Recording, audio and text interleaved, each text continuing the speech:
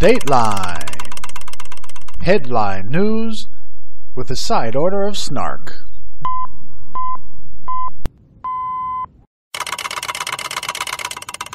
DateLine.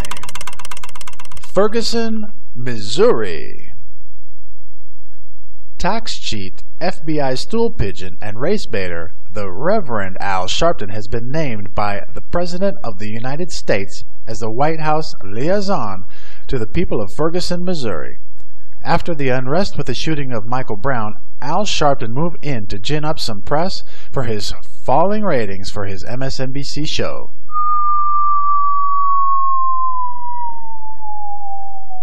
Since he was so successful in agitating the streets with looting and flying Molotov cocktails, the former community agitator himself, Barack Obama, awarded the Reverend with the honor and prestige of a White House nod. Oh my God. While in Ferguson, the Reverend Al met with Michael Brown's family and reported back directly to Obama's closest advisor, Valerie Jarrett. The man who perpetrated the Tawana Brawley fraud was directed by the White House to find out, quote, what the Brown family wanted from the White House, unquote. You got a problem with that? Yes, I do. We have a decorated Marine who served this country with honor and distinction and is rotting away in a Mexican jail for making a wrong turn at the border. Did this president send anyone to talk to the Mexican officials? No. No. Did the president send anyone to ask Andrew Tamaresi's mother what she wants from the White House? No. No. Unbelievable. Shame on you, Mr. President.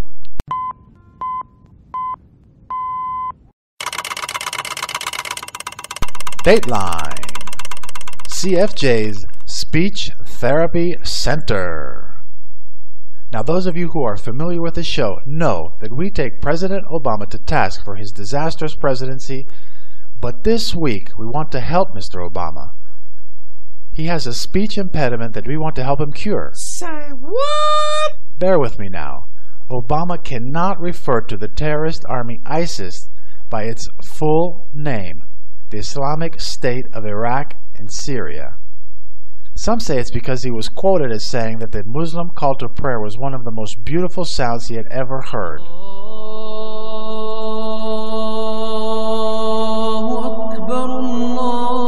Some say it's because he said, I will stand with the Muslims should the political winds shift in an ugly direction, unquote.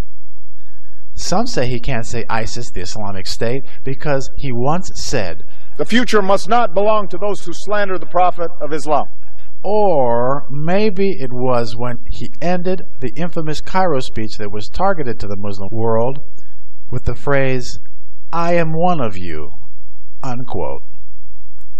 Well, here at CFJ's Speech Therapy Center, we'll consider these causes and begin therapy on Barack Obama in the second half of DateLine tonight. We are determined to make the president say Islamic State. Stay tuned.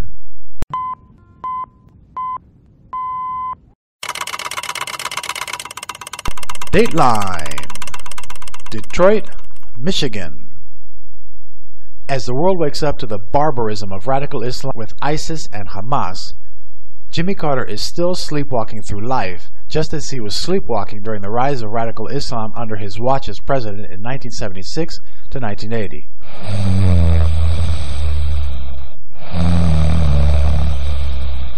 But the former peanut farmer is making people think he's turned just a little nuts in his old age with his increasingly unhinged anti-Semitism. The dumber brother of Billy Carter, still angry about Barack Obama being voted worst president since World War II, taking his title, he is itching to get the crown back. This Labor Day weekend, Jimma is going to be the keynote speaker at the Islamic Society of North America, or ISNA, the conference held by them in Detroit. Not only was this group linked in a court case in 2009 with Hamas, but the same judge in that case cited a 1991 memo that linked ISNA to the Muslim Brotherhood. Wow. This Justice Department, which always bends over backwards for Muslims, also labeled ISNA as an unindicted co-conspirator with a charity group that was a front that was funneling money to Hamas. Wow. Wow. Besides speaking at this dubious group's conference, Some of his fellow speakers are radicals who are aligned with the Islamist movement in Turkey. But there's also a speaker, Yasir Qadi, who lives in Tennessee, who calls for all women to stay in the home and not work outside. Oh my God.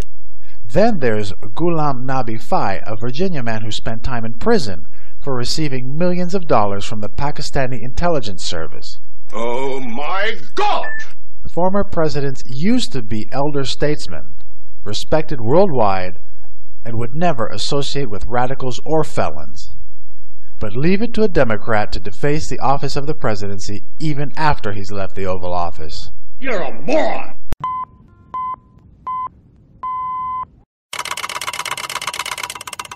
DateLine. The U.S. jobs market. Three-letter word.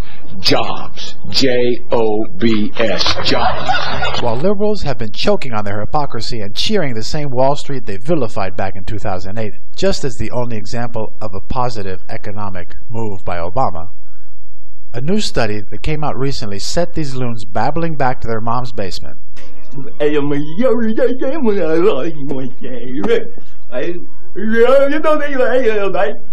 Besides Barack Obama being voted the worst president since World War II in a recent poll, this study of the economy proves this poll correct. The study showed that since World War II, there has never been a worse 5-year economic record than Obama's. Did anybody count on the utter incompetence of this administration? Even as the president and his Council of Economic Advisors claim such great strides in the economy, reality is just not on their side. Over the 5 years of President Obama's disastrous presidency, the gross domestic product, or GDP, has a yearly average of below 1.9%. This even after spending $1 trillion to fix the economy. During this whole time, Obama has cried about the mess he inherited.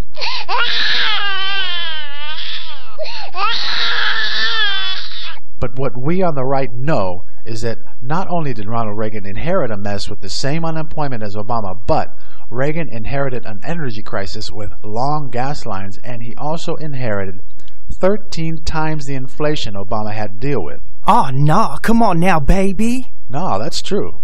13 times the inflation. And what did Reagan do? He cut taxes, and by his 3rd year, he had the GDP up to 8%. This drastic comparison shows two things. Obama is the worst president since World War II, and Reagan was a real leader, leading the nation back to greatness after inheriting a real mess. That's the fact, Jack! That's the fact, Jack!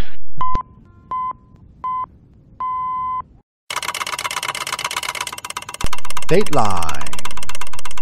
Reality. We here at the Ascend Conservatism Show are looking out for the folks.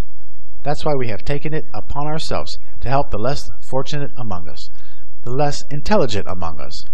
Every week here on DateLine, we do our best to awaken the environmentals from their ignorant stupor and step back from their delusional obsession with things that don't really exist. They're engaged in denial. These global warming hoaxers were dealt a death blow this week when a satellite photo showed the Arctic ice cap is thicker and bigger than it was 2 years ago. That's a bunch of malarkey. No, they're not. It's a picture. You can see it. Okay.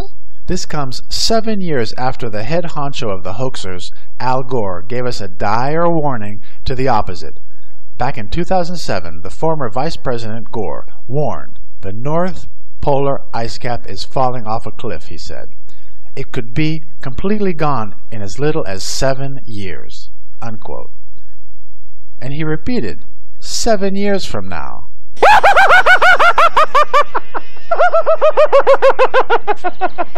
These recent photos show that not only has the Arctic ice cap not melted away, but it is actually thicker and covers 1.7 million square kilometers more than it did just 2 years ago. Now environmentals,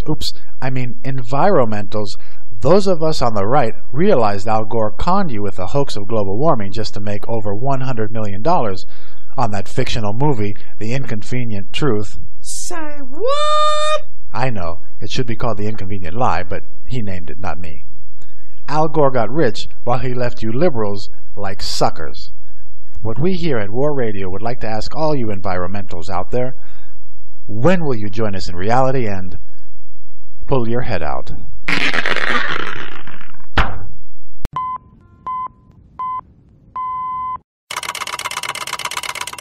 DateLine, Obamacare Flashback. In the 2008 presidential debate, then Senator Obama blasted John McCain, his Republican opponent, for his plan to improve the healthcare system. He said, "This would lead to the unraveling of the employer-based healthcare system. That, I don't think, is the kind of change that we need." Flash forward to today, and we are seeing more disastrous consequences of Obamacare. Now, President Obama, who famously won the Lie of the Year in 2013 with, "You can keep your doctor, and you can keep your health plan," is about to do exactly what he accused McCain of planning, but worse. The administration has jacked up all healthcare costs to employers with the Unaffordable Care Act, that in a study done by the research firm S&P IQ, that 90% of employer healthcare plans will disappear within the next 10 years. Say what? They said it, not me. So within 10 years, basically all employees in the country will have been dumped into the Obamacare exchanges, all being subsidized by the government. And with the individual mandate already pushing everyone into a healthcare system that will implode onto itself like we have seen at the Veterans Administration, we are already seeing a comeback of the death panels. Just last week, Medicare, through a request from the AMA, will start end-of-life discussions next year. Oh my God. That's right. The death panels they pulled after they were exposed by Sarah Palin are in the pipeline again as we speak. So now that we will have 90% of employees on Obamacare, socialized medicine is here. And with the death panels on their way, Barack Obama has now become President Kevorkian.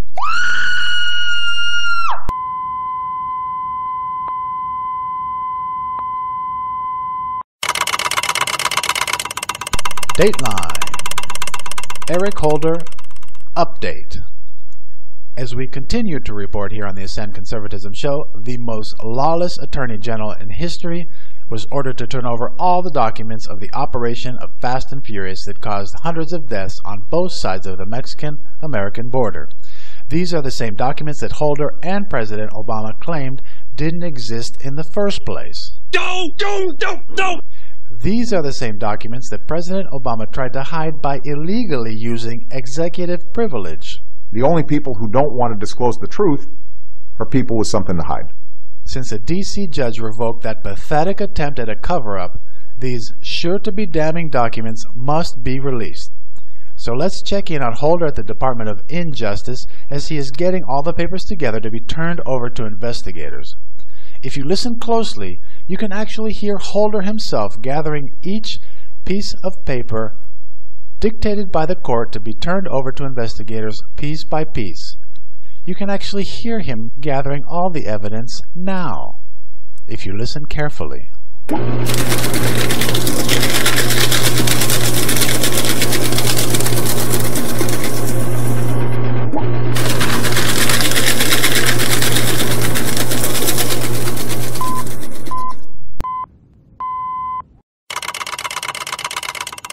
DateLine, The West Wing.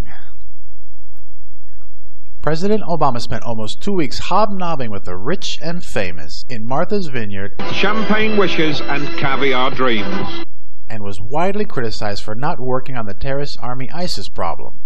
Although most saw him detached and clueless as the American photojournalist James Foley was decapitated, we here at DateLine have insider information on who was working on the military strategy for Obama at the time. It just looked like he was more worried about a par 4 dogleg than radical Islam running rampant. While the commander-in-chief hit the golf course minutes after his speech about Foley's gruesome death. Four! Well, I yelled 4, you idiot. That's what 4 means.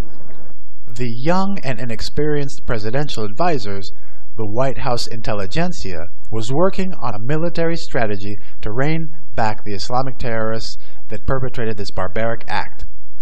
Now that you all know this now, you might be perplexed as to why President Obama, once returning to D.C., came out in a press conference and shocked the media as well as all our allies by saying, "We have no strategy." Well, the reason is, once he got back to the White House for Martha's Vineyard, Obama asked his young college sophomore staff, liberal intelligentsia, what they came up with to fight ISIS. And their response was,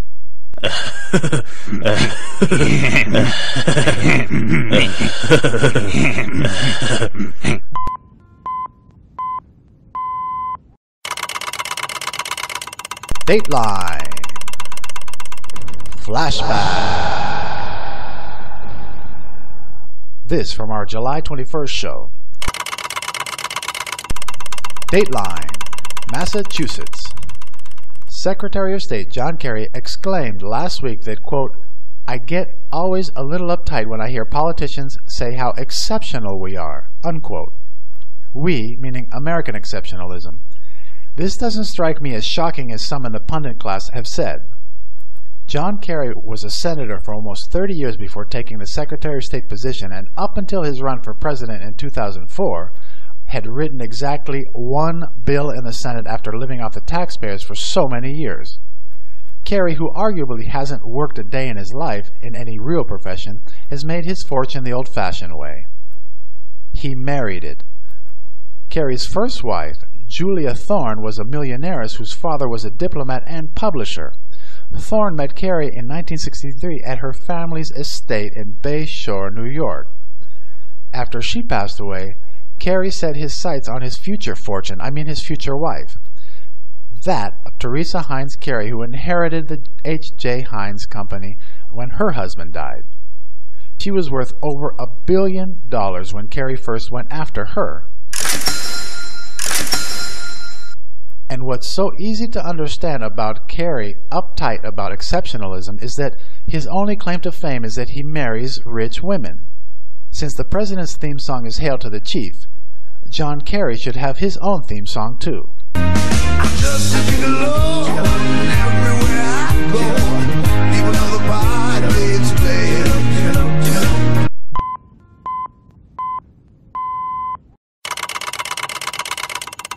DateLine Mexico. This portion of DateLine is a snark-free zone. Our Marine, Sergeant Andrew Tamaresi, who actually did serve this country with honor and distinction with 2 tours in Afghanistan and is suffering from PTSD, still held in jail in Tijuana for accidentally making a wrong turn at the border. Andrew's attorney, Fernando Benitez, plans to file a motion any day now to throw out evidence obtained in the early hours of his arrest and call for a mistrial.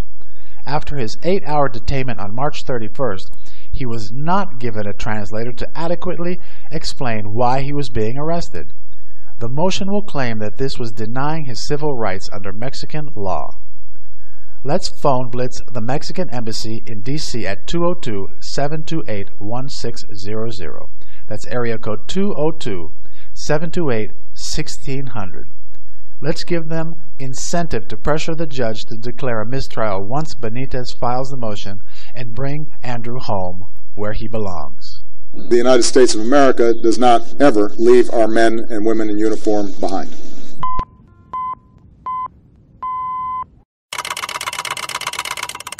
DateLine CFJ's Speech Therapy Center Redo. As we stated in the first part of DateLine, we would like to help President Obama overcome his speech impediment and help him actually call ISIS the Islamic State. So let's begin, Mr. President. Please say Islamic State. ISIL. You can't even say ISIS because the S is for Syria. You're afraid of saying the S because people might be reminded of your pathetic Syrian policy and phony red line. Ouch! Let's try again. Repeat after me. Islamic State. ISIL.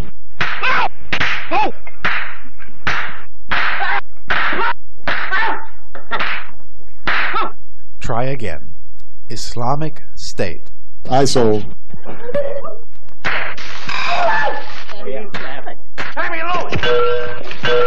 Ooh, that's gotta hurt. Once more. Mr. President, please repeat. Islamic State. ISO. What's the matter with you? Wow, didn't think that'd be that much fun. One last time, please. Overcome your misgivings and actually call terrorism Islamic. Here we go. Repeat. Islamic State. Islam. State. Amazing. You finally came through. I've said it once, I've said it 1,000 times. This president really needs a bitch slap. Come on, what's the matter with you?